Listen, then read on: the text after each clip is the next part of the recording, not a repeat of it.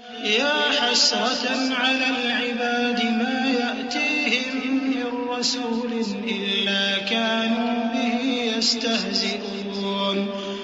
بندوں پر افسوس کہ ان کے پاس جب کوئی پیغمبر آتا تو وہ اس سے تمسخر ضرور کرتے.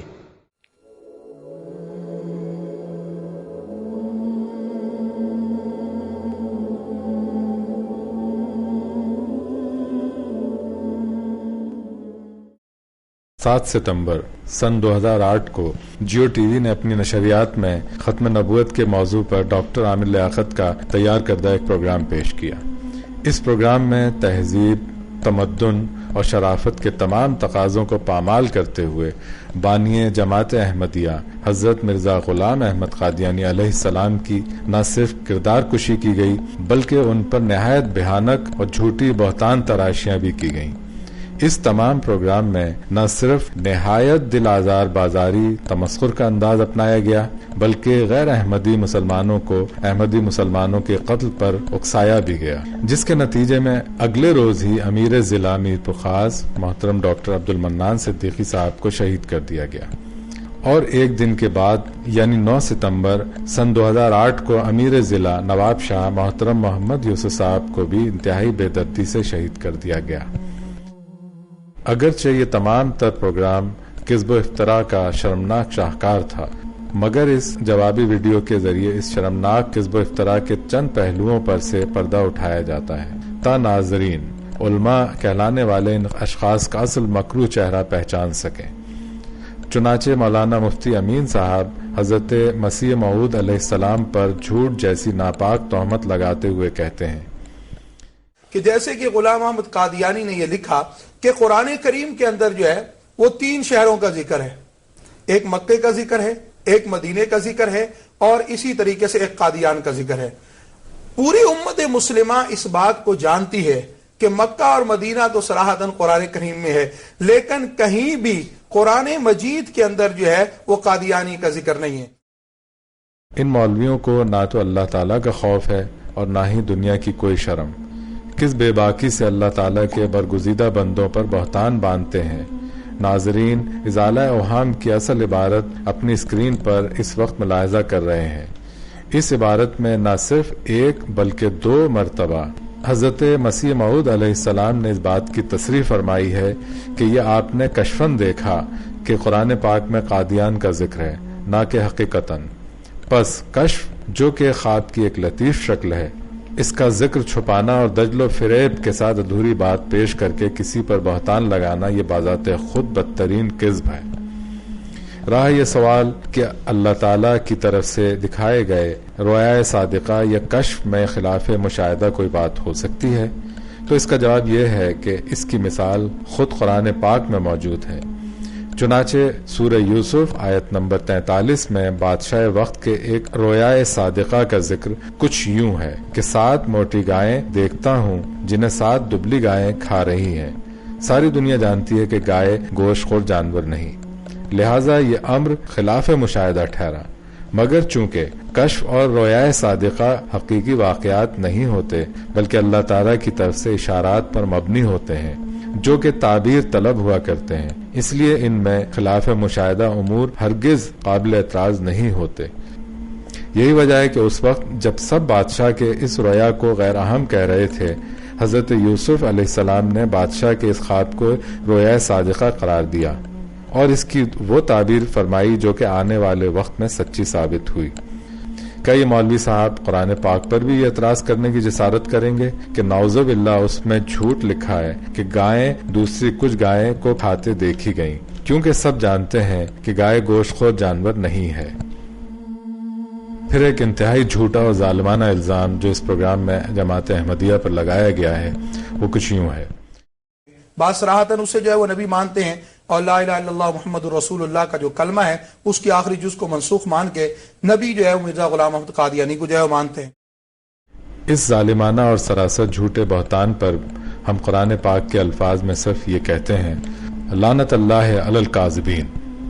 احمدی مسلمان نہ صرف کلمہ طیبہ کے ایک ایک حرف پر دل و جان سے ایمان رکھتے ہیں، بلکہ آج ساری دنیا میں اگر کوئی کلمہ طیبہ سے پیار اور تعلق کے نتیجے میں طرح طرح کی قربانیاں دے رہا ہے تو وہ صرف احمدی مسلمان ہے۔ یہ تو غیر احمدی ملا اور ان کے چیلے ہیں جو کلمہ طیبہ کو ہمارے دلوں سے نوچنے اور ہماری مسجدوں سے مٹانے کے کام پر مامور ہیں، جبکہ ہم طرح طرح کی اذیتیں برداشت کرنے کے باوجود اس کلمہ طیبہ سے چمٹے ہوئے ہیں۔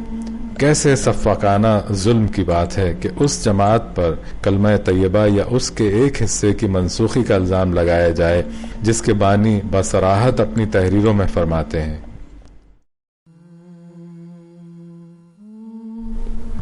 ہمارے مذہب کا خلاصہ اور لب لباب یہ ہے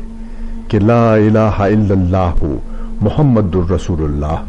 ہمارا اعتقاد جو ہم اس دنیاوی زندگی میں رکھتے ہیں، جس کے ساتھ ہم بفضل و توفیق باری تعالی اس عالم گزراں سے کوچ کریں گے، یہ ہے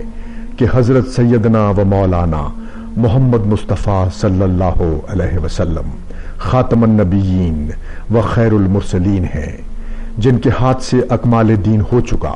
اور وہ نعمت بمرتبہ اتمام پہنچ چکی جس کے ذریعے سے انسان راہ راست کو اختیار کر کے خدا تعالی تک پہنچ سکتا ہے۔ اور ہم پختہ یقین کے ساتھ اس بات پر ایمان رکھتے ہیں کہ قرآن شریف خاتم کتب سماوی ہے اور ایک شوشہ یا نقطہ اس کی شرائع اور حدود اور احکام اور اوامر سے زیادہ نہیں ہو سکتا اور نہ کم ہو سکتا ہے، اور اب کوئی ایسی وحی یا ایسا الہام من جانب اللہ نہیں ہو سکتا جو احکام فرقانی کی ترمیم یا تنسیخ یا کسی ایک حکم کے تبدیل یا تغیر کر سکتا ہو۔ اگر کوئی ایسا خیال کرے تو وہ ہمارے نزدیک جماعت مومنین سے خارج اور ملحد اور کافر ہے۔